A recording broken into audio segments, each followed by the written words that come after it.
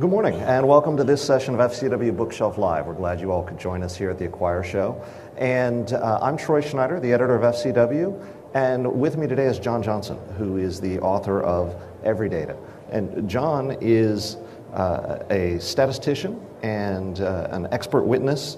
He's the person that people call in to help explain the data and how to make sense of it, and probably gets harder, more adversarial questions in court than you guys are going to do today, but I encourage you to do your best. And but he's written this great book explaining how the numbers generally don't mean what you sometimes think they mean, and looking forward to diving into that. And so let's start with the question of the book itself. What prompted you to want to write this and dig into this subject? Well, as I said, my training is as something called an econometrician, which means I'm an economist and a statistician. And in my consulting business, where I do testify as an expert witness, I have to explain data to people that often don't want to hear about it. Judges, juries, attorneys, business people. And so in the course of the last 15 years of testifying, I would find the same types of mistakes made over and over. I would find, I'd read the newspaper and something would really bother me. I'm like, how can they say that? And so thought about, well, what if I could bring that message a little bit more in the real world to a broader audience? Mm-hmm. And that was the genesis of the book. Yeah. Well, and you note early in the book that data and sort of lack of data literacy has always been a problem, but that there's so much more data that we can misunderstand these days. And can you talk a little bit about, I don't think people fully appreciate how they're being just bombarded with the data. Yeah, I think there's two things that have happened, basically. First is just computing power has obviously exploded, which means storage capacity has exploded, and just the pure volume of data we can store and generate is exponentially growing. There's a statistic from IBM, and although I'm going to ask you to be skeptical of statistics, that 90% of the world's data has been created in the last 2 years. So if you think about that, that means that we are constantly being bombarded with more and more data. The average American consumes about 34 pickup trucks worth of data a day. Now you have to think about data a little bit more broadly, because data is not just your Excel spreadsheets, it's everything. It's your smartphones, your emails, your smartwatches, documents, photos, sound. So all of that is quite intimidating, especially when you consider that less than 13% of all Americans have ever taken a basic statistics class. Guilty. Why aren't people who are clearly smart, generally well educated, just seem to be unable to get data? I see this in my job. We deal with a lot of data as we cover federal IT, mm-hmm. and folks just, they don't know how to make sense of it. Is it, did our math teachers fall short on this? Is it just the explosion of data? Why is it so hard for people to be data literate? Well, I think first of all, people have been, when people are taught math statistics, they're often taught about numbers with formulas and distributions and scary terms like that. What my book is about, and my approach is about the intuition. I think because people are often afraid or they don't feel well equipped, they don't trust their intuition, and they don't know what to think about. So what I always talk about when I talk about the term statistical literacy is the idea that if you can heighten your awareness of these issues, you can be a better consumer of this large volume of data. Mm-hmm. And so a lot of what I try to do in my book is go through some of the most common mistakes that people encounter, mm-hmm. but with actual real-world examples. Yeah. Because, I read a headline, 4 out of 10 Americans, a majority, don't like math. That's kind of disturbing, right? One of my other favorite math issues is the story of the A&W hamburger. A&W had the third-pound hamburger, which was one of the biggest commercial failures in the history of fast food. Now, you've all heard of the quarter pounder, McDonald's quarter pounder, very popular. Mm-hmm. Surveys at the time said consumers liked the taste of the A&W burger better. So why did it fail? Because most consumers thought that the third pounder was smaller than the quarter pounder, because 4 is greater than 3. It's a little disturbing, so we have some work to do. A little bit. And, the book does a great job of walking through a lot of these sort of, stumbling blocks or common misconceptions. And I want to get into a lot of them. You talk about sampling errors and people not knowing the difference between means and medians and correlation versus causation, all of these things. But is there one that that we should start with? I mean, what's the biggest problem? Where is the innumeracy coming through? All right, well, I guess the one that there's a lot of good examples, but the one that I really always get the most upset about is confusing correlation with causation, because that is something that every single person every day actually deals with, right? Let's start from the basic premise that people actually want to try to make sense of the world around them. They're always looking for patterns. We're actually wired as human beings to find patterns. So that's partly why we want to know cause and effect. But if I told you that the murder rate in the US is highly statistically related to ice cream sales, does that mean the way we can lower murder rates is by stopping selling ice cream? No, because heat, hot weather is the common variable there. When you read the newspaper, you will see stories in headlines that confuse correlation and causation all the time.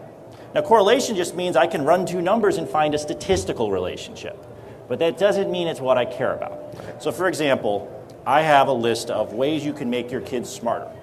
And if you want to make your kids smarter, don't worry about sending them to college. What you actually need to do is you need to have them learn how to juggle.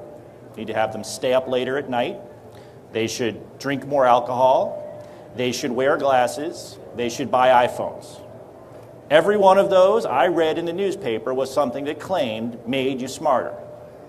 Now, the iPhone study was actually said that the percentage of bachelor's degrees in a state is highly related to the percentage of iPhone purchases.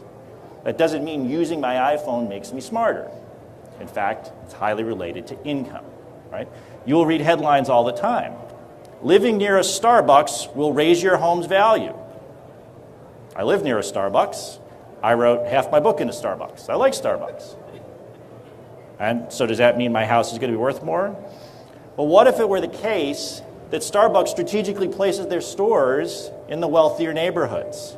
So they're going to charge $5 for a latte. You probably want to be in a neighborhood where people are going to do that. So the point is, nothing I described to you, there isn't a single example I just gave you that is beyond anybody in this audience's ability to understand what's wrong with those.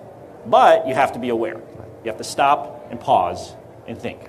And there's both the unintentional misunderstandings, but there's also the sort of deliberate putting out of these correlations and sort of, winking and suggesting that it's causation without saying. And you talk a lot about needing to be aware of the source of the data and the motivation behind the data. How do you do that? Well, so one of I think the best examples of that is, first of all, a level of awareness of what someone's position is and what their preconceived biases are will help a lot. If I'm going to look at an advertisement, somebody's probably trying to sell me something. So we have an example in the book about Gerber baby food. And the Gerber baby food example is from the 1990s. And basically, the FTC, which is the Federal Trade Commission, investigated Gerber for certain claims in their ads that said 4 out of 5 pediatricians recommend Gerber baby food. So you would think if that's the case, only 1 out of 5 didn't recommend Gerber baby food. So what if I told you, in fact, 88% of the people in the survey, the pediatricians, didn't recommend Gerber baby food? How is that possible? Well, when they did their survey, they surveyed about 550 pediatricians, and what they started with was, how many pediatricians recommend you serve baby food to your baby at least once a week? And some said about 100 didn't recommend them, so they took them out of the sample. Then they said, okay, of the 400 or so that are left, how many recommend a specific brand of baby food each week? And that lost another 350 or so.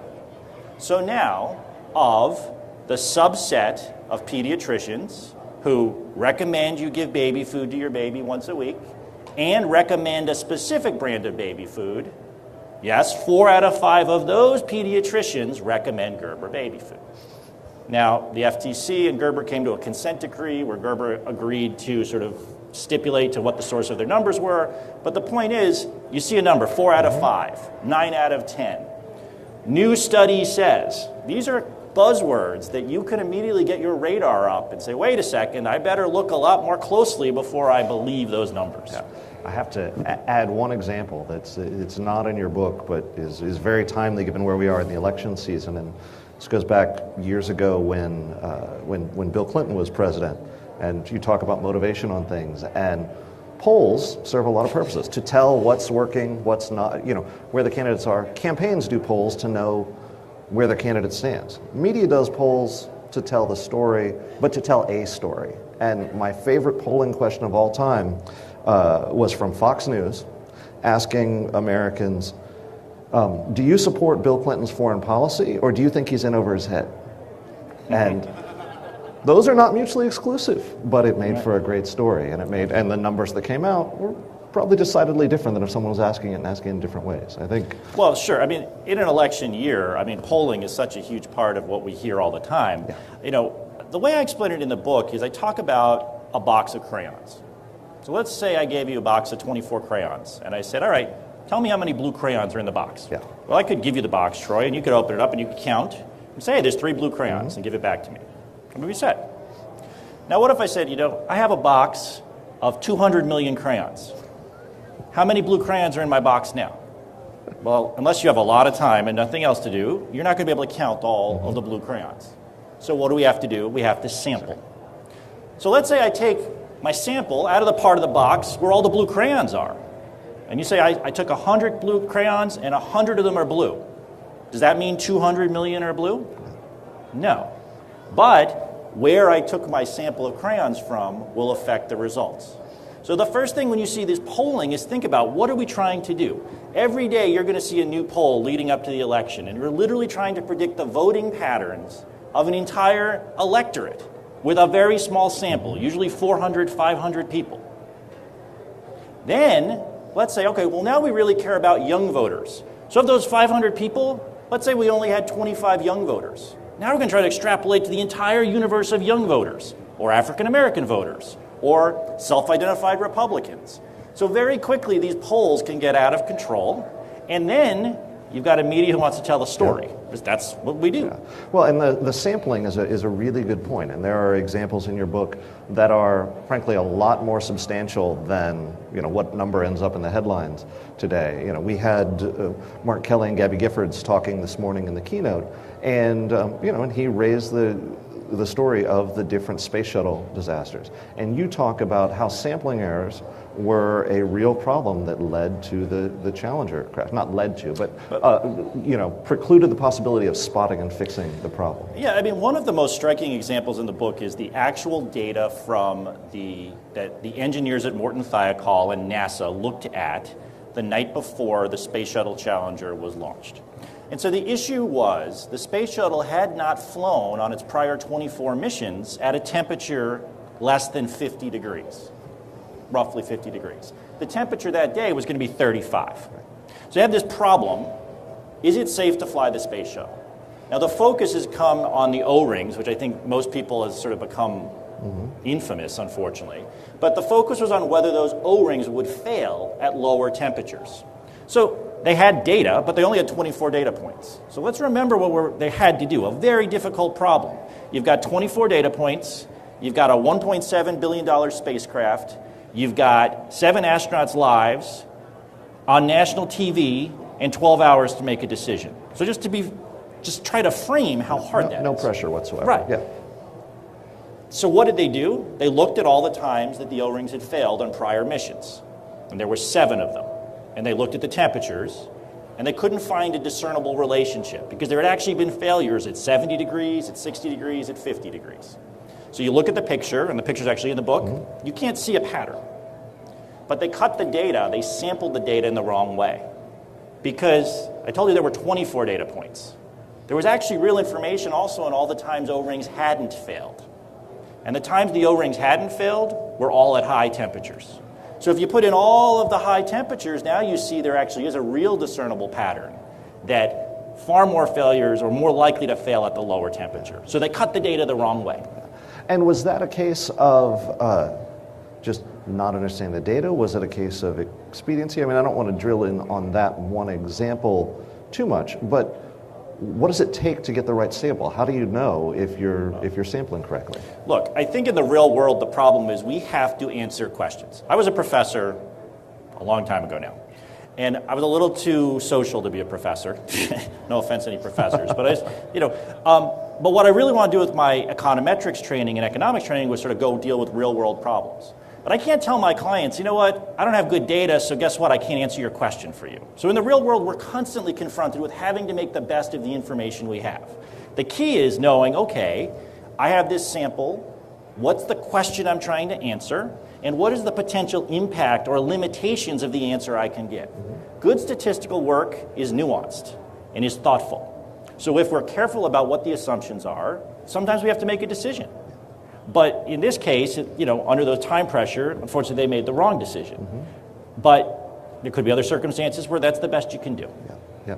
And you mentioned that the picture sort of plotting the data points for the O-ring failures is in the book, and that gets to the question of visualization. Sometimes you need a picture to make sense of the information, but data visualizations and charts and infographics sometimes lead to even more misunderstandings than just putting out the raw numbers. You talk about some of the examples in the book of how one needs to be a skeptical customer about visualization.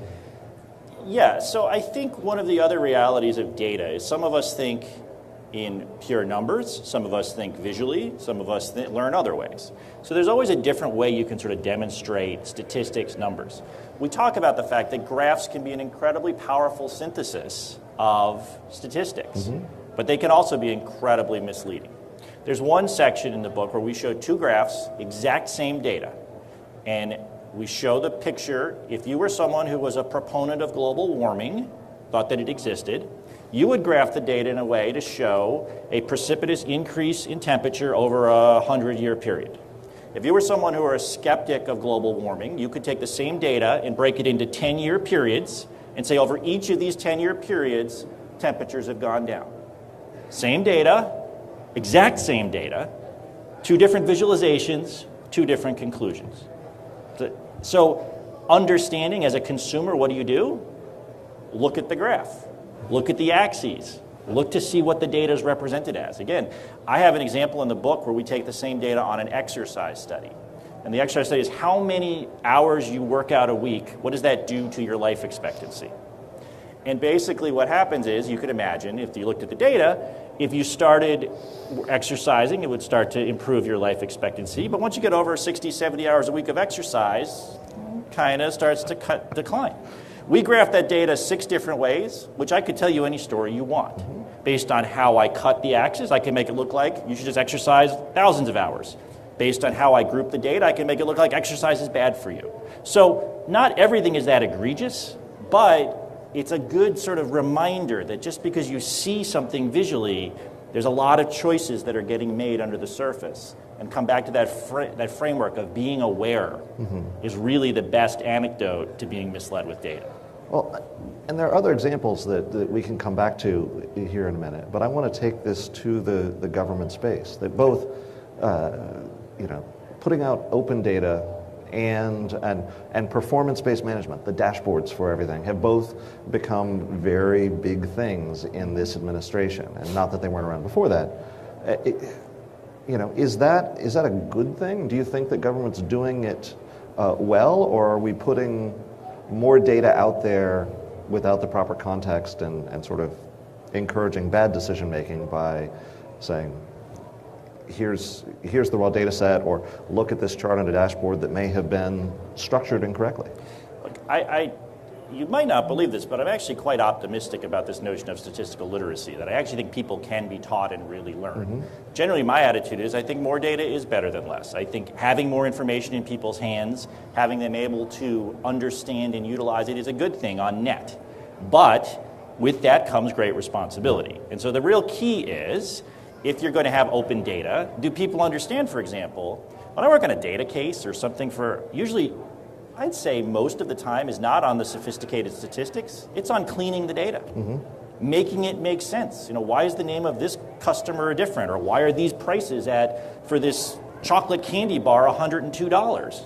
right? So there's just certain things in data, that's a big part of it. So first that, and then when we look, we always are trying to comprehend or simplify things, but making sure we haven't oversimplified it. And I come back to, if you are aware of these things, that is going to be really valuable.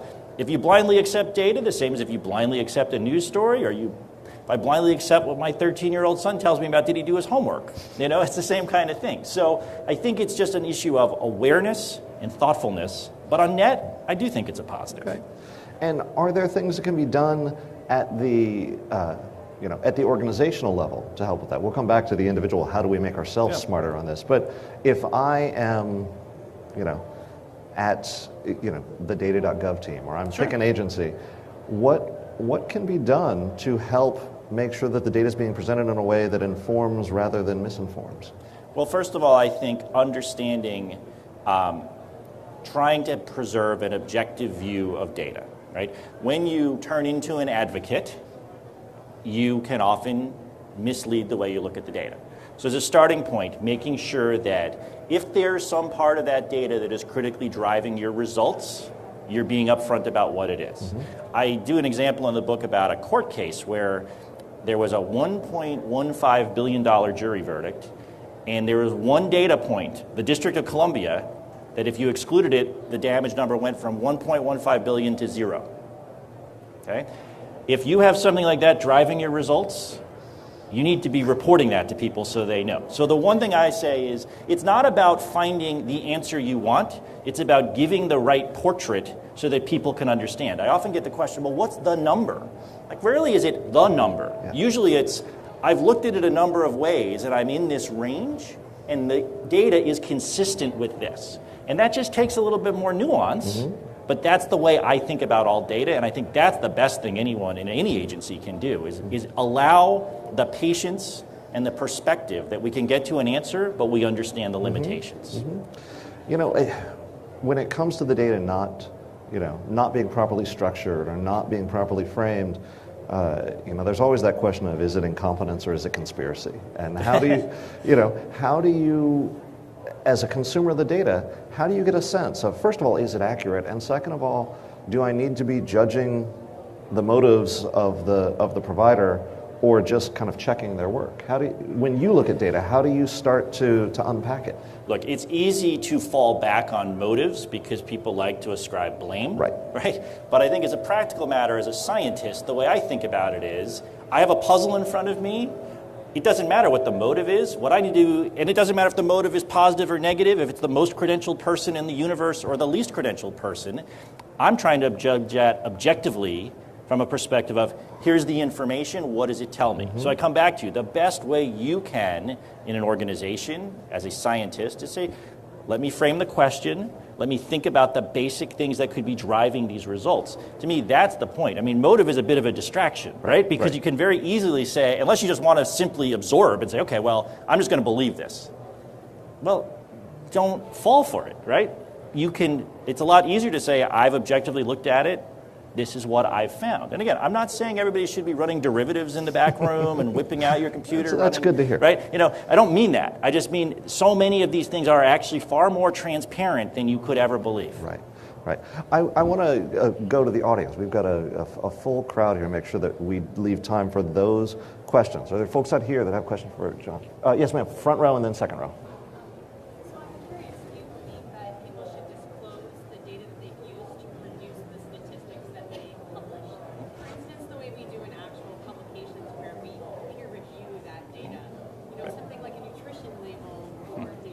So the question is, should we require sort of full disclosure, a nutrition label for data, so that as people put it out, they explain where it came from?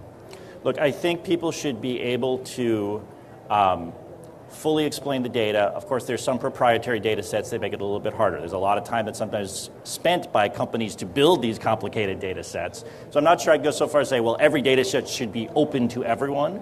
But I do think critical questioning, probing, and full disclosure of what the content was, that should absolutely happen. Sample sizes, absolutely agree. I mean, we had a situation when we were writing the book, and this didn't make the book because I didn't want to end up in a legal battle, but we had a situation in the book where we found a unnamed entity that we found on the website was making a representation about something in one of their products. And so we said, well, we found the same representation made by 3 other products, and we sent them, my co-author sent them an email, got a very nice letter from their general counsel informing us they had removed it from their website, but they would, take further legal action if we chose to put it in our book. Now, if I was being really difficult, we could have, but the point was, because what you want to do is spend more time right, in exactly. court. I'd love to spend more time in a courtroom. But the point is, I think it's perfectly reasonable to say, what's the source? Yeah.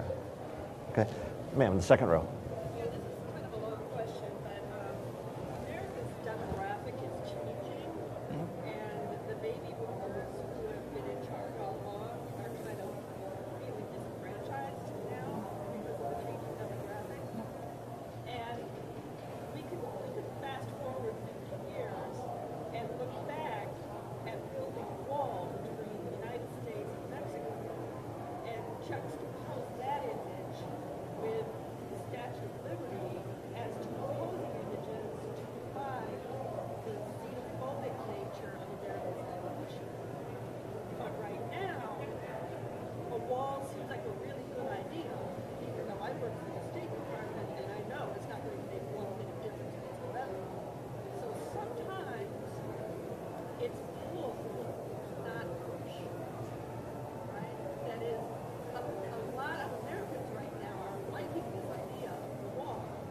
But is there a stats or data question there? I'm sorry, I'm not getting that aspect. That is, when you are communicating with the American public, sometimes it's what they want to hear, not what the data actually shows. All right, well, so I think what I can say about that is one of the things we talk about a little bit in the book is that one of the changes that's occurred with the sort of large-scale media, with there's so many sources, is that people can have their preconceived notions reinforced because there's always a place they can go where they can get the view they want to hear. And so one of the things we try to talk a lot about in our book is that that's a tendency we really should try to avoid. And when you think about the fact, as I said, I was talking about the global warming example, which was a very simple one, people can manipulate statistics to sort of reinforce their own biases, right? I come back to objective thinking says we're going to try to look at the data in a more objective fashion.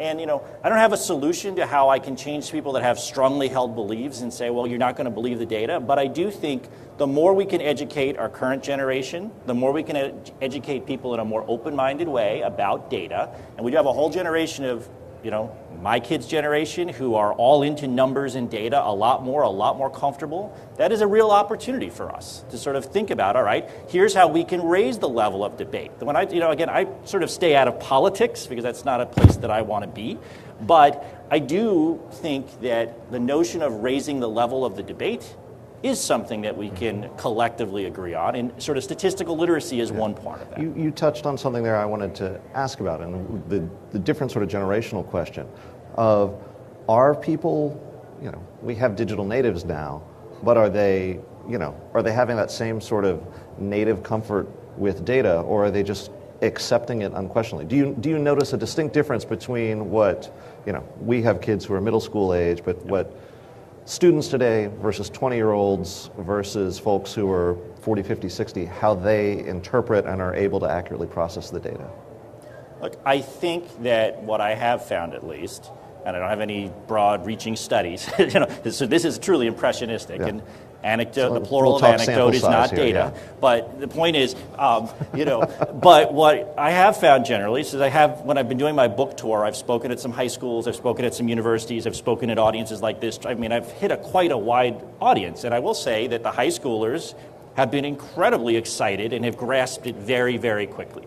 So for what that's worth, my anecdotal evidence is, I'm actually really encouraged by that. They're not afraid to have the discussion about the average being misleading. They may not know how to interpret it, they may not have the patience or the wherewithal to pay attention, but they're not afraid. Okay. And so I sort of feel like if we can get rid of some of the fear, at least around numbers and statistics, and I guess that's the generational, when I talk to some other generations where there's a little bit of just pure fear, like, I remember math class, which was unpleasant, and, think of a ruler wrapping on their hands or something, so I think that's part of it. Right. Well, I mean, I like data, and when you say derivatives, I flinch. So it's other questions from the audience.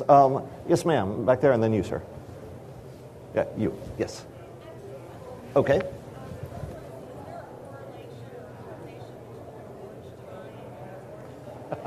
There is there is, yes, I'm glad you noticed. I have 3 orange ties that I wear often. My wife tells me when I do my little videos and when I do things, it's good. So, yes. Sorry. And your second question, That's ma'am? causal.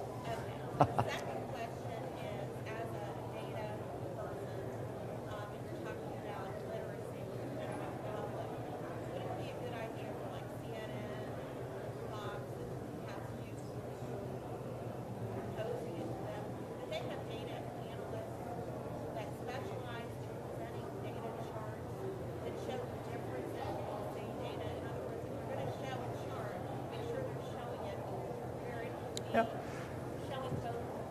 An interesting question, whether we should try and get more providers of data, particularly more media providers of data, to slice and dice the data and present it in multiple ways. So, much as you were saying, you could take that data. Look, I would love that personally. I mean, again, I think that could be very valuable. I think the issue is, I always joke, when somebody hears that I'm an MIT-trained econometrician, they're like, well, this guy's going to be really interesting to listen to, right? So I do think if you can have the right message, the right messaging, that's a really valuable thing. I mean, we've had a really, hopefully, an interesting discussion today about these types of issues, and I do think, again, coming back to, there is a whole movement in journalism called data-driven journalism right now, and they are, whether it's from Nate Silver, 538.com, there is some of that, but I do think there's a lot more room for just the pure equivalent of the fact-checking that you see sort of in political statements, the same with statistics and data more generally. If that role of the media being educating as opposed to being either manipulating or advocating, and again, that's not meant, but if you can have that educational role, I think that is a really valuable function.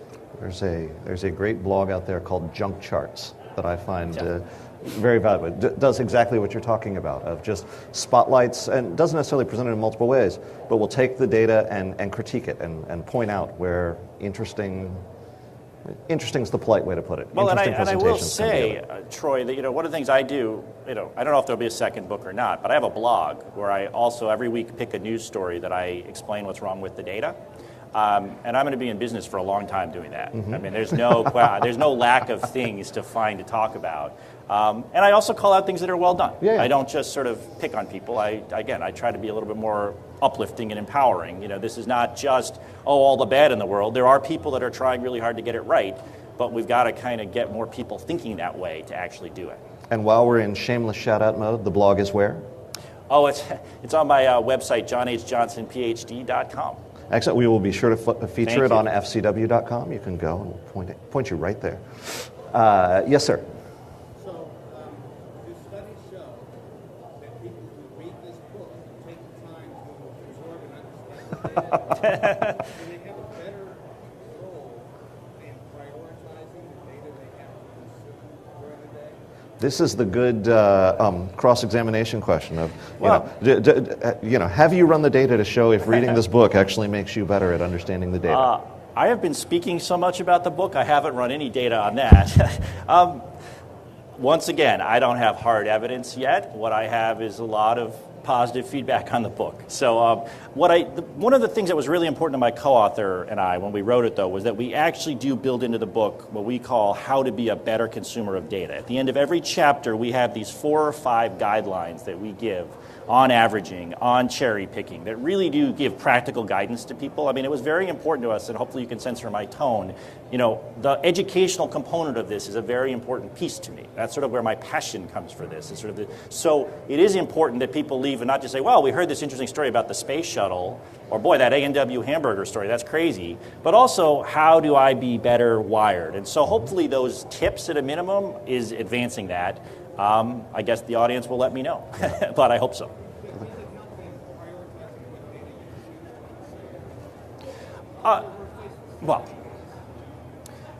So look, I struggle with this, right? And I'm not going to pretend that my book can sort of give you everything, but I look at, my example always is fitness, right? I work out and try to always slim down and what do I eat right? And I find it to be this huge, crazy difficult world to interpret. And I'm a trained statistician, and I can't even make sense of it all the time. And there's still times you'll hear that ad, well, you can lose 10 pounds with this new diet supplement, taking ginseng. I'm like, oh, that sounds really interesting. And I'm like, no, wait, pause. So it's so innate in us. I said, even me, who's written a whole book and talks about this, I still think we're prone to, there's that part you got to just hold back. So it's just the awareness. Okay. We're going to work from the back forward. So, ma'am, in the glasses? Yeah.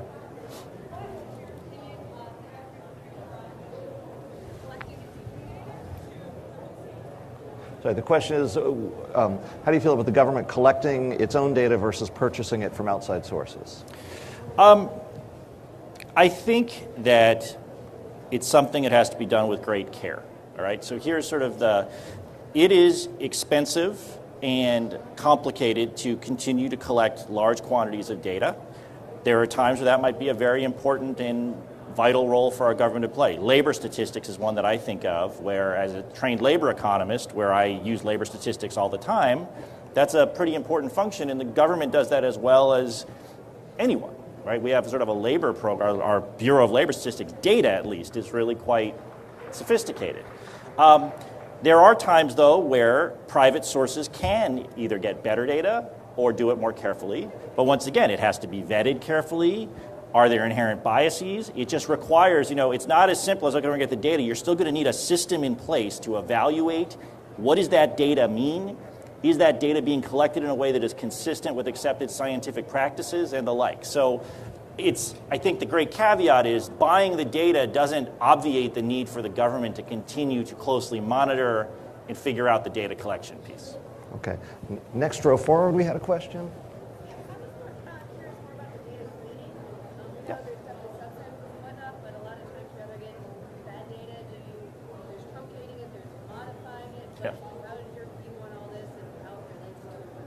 So I think the question there was about sort of screening the data and trying to sort of filter out the bad data and how to truncate it and go. We mentioned data cleaning before. So data cleaning is the concept that when you actually get a data set, it never comes ready to use for statistical analysis.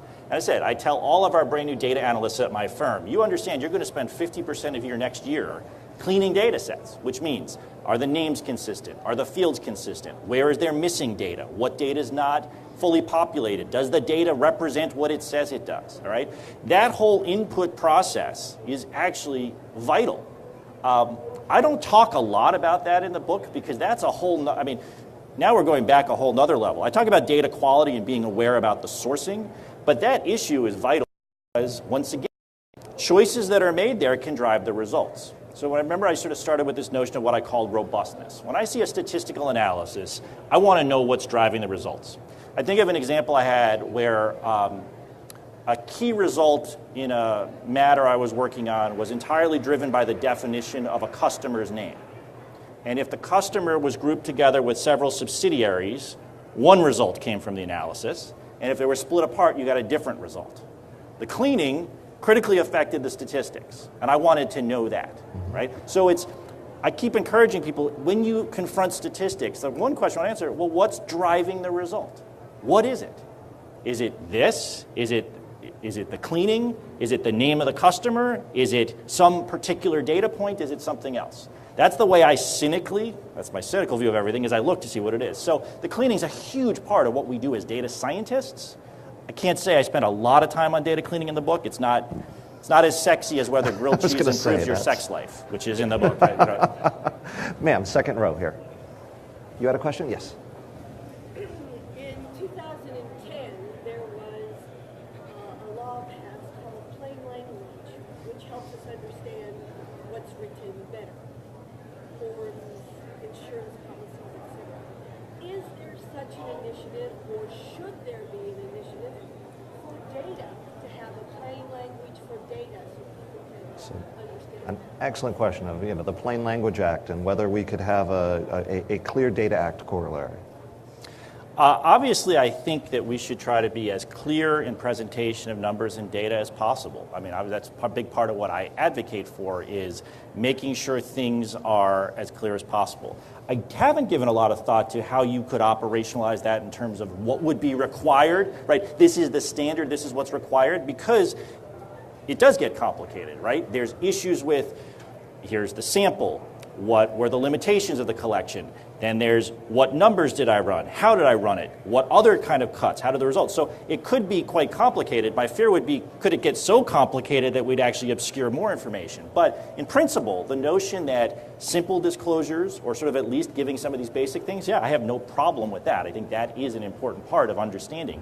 I'll tell you, when I read a news article and I see a reporter that says something like, I was reading one on San Francisco housing prices, and there's been a big, huge spike, and then there was a dip.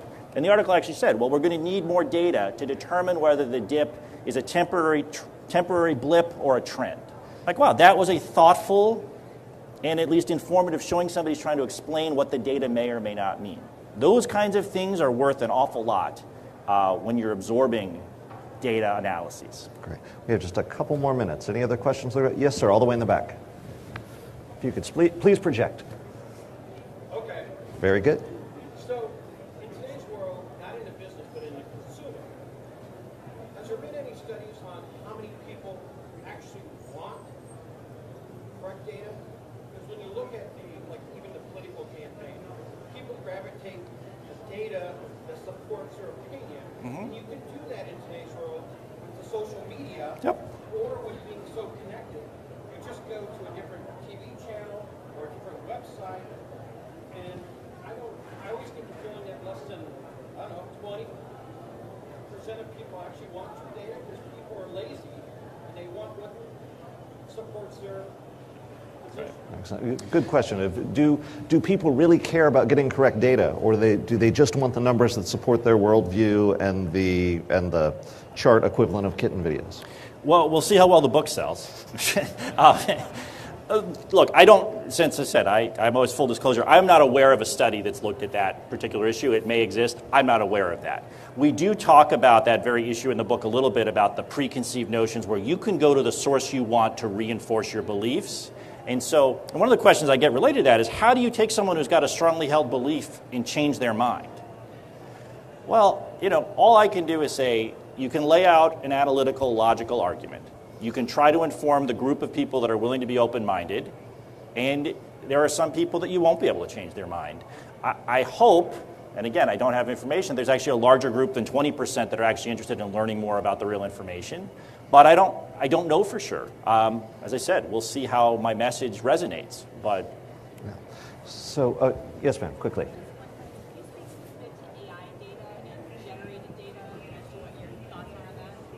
So AI data, machine-generated data, and sort of how that changes the equation. Well, the way I group it is just another form of information that we have to think about. What is the underlying data generating process? How is the data being made? The fact that it comes from a machine doesn't mean that it's necessarily accurate. In fact, it means that it's sort of been programmed in a way to have certain sets of assumptions built in. So the same discipline that I talk about bringing to other types of data, I think, is the same there, just not giving it a false sense of, a falsely elevated sense as if it's somehow better because it's machine generated. That's not enough. There are inputs that go into that. There are assumptions that go into that process. Being aware of those will help you understand it better. Right.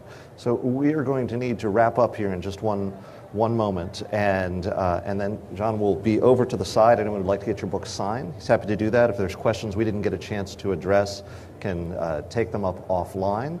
I do want to remind people that there's one more of the FCW Bookshelf Live sessions this afternoon at 2 o'clock with Bill Eggers. We're talking about digital government. And I want to ask one last question of you and give you the final word here. I'm tempted to go to the grilled cheese and the sex life, but most people are here presumably because they want to understand data better, and so reading the book's a good start. But as what is your advice to people who are not statisticians, who didn't, in my case, listen to their journalism professors and actually take the stats class in college? How does one get smarter about this? Is it just paying closer attention, or are there steps beyond what's in the book that we need to be doing? Look, I come back to be aware. Numbers are not facts immediately. You have to think about them harder. Ask questions. If you think about every example I went through today with numbers and data, all of them were about starting with a question and whether the information you were looking at could answer the question correctly. That is something that every person in this audience is capable of, whether they love numbers or not. Who do they ask? What does it mean when that Starbucks is next to my house? Is it really true I'm going to get divorced if my commute's longer than 45 minutes? Another one of my favorite headlines, which is really bad for DC right now with the traffic. Yeah. That's what I would say, is really don't be afraid of it and just ask questions. So numbers are not facts, and the plural of anecdotes is not data. Plural of anecdote is not my two data. favorite lines of the day. Don, thank you very much. This is Thank great. you. All right. Really appreciate it.